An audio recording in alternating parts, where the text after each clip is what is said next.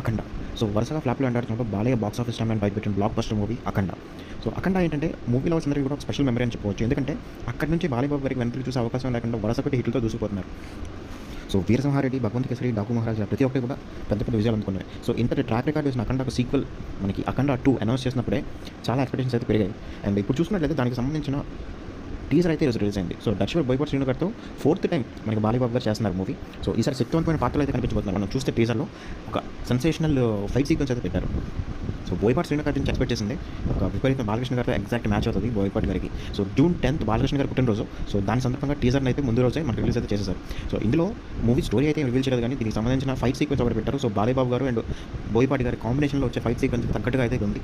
And దీని ద్వారా visuals చిన్న శాంపుల్ అయితే చూపించారు. సో ఎత్తైన మంచు కొండలు, సో అఘోరా ఒంటి మీదకి పదుల మందిలో మిషన్ గన్స్ పట్టుకుని వచ్చిన శత్రువులు వస్తే వాళ్ళని ఎలా కొట్టారనేది బాలకృష్ణ గారిని స్క్రీన్ మీద చూడాలి. సో దానికి వార్నింగ్ ఇచ్చే సీన్ కూడా ఉంది దీంతో పాటు.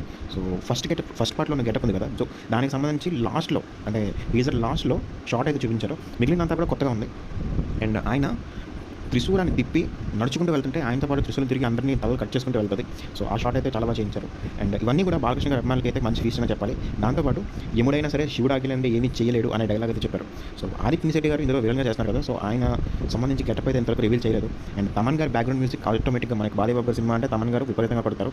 సో అదే రకంగా ఈసారి కూడా మనకి విపరీతంగా ఎలివేషన్ తగ్గట్టుగానే మూవీకి సాంగ్స్ అయితే ఇచ్చారు, సారీ బీజిఎం అయితే ఇచ్చారు. సో ఇతర క్యాస్టింగ్ కాబట్టి రిలీజ్ లేదు, కానీ రిలీజ్ డేట్ మాత్రం September 25th అని చెప్పేశారు. సో పవన్ కళ్యాణ్ గారు ఓజీ మూవీ కూడా September 25th అనౌన్స్ చేశారు కదా. సో రెండు మూవీస్ కూడా క్లాష్లో ఉన్నట్లే.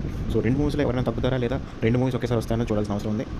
అండ్ దీంతో పాటు అఖండ టీజర్ మీకు ఎలా అనిపించిందో అయితే కమెంట్ అయితే చేయండి ఫ్రెండ్స్. Thank you.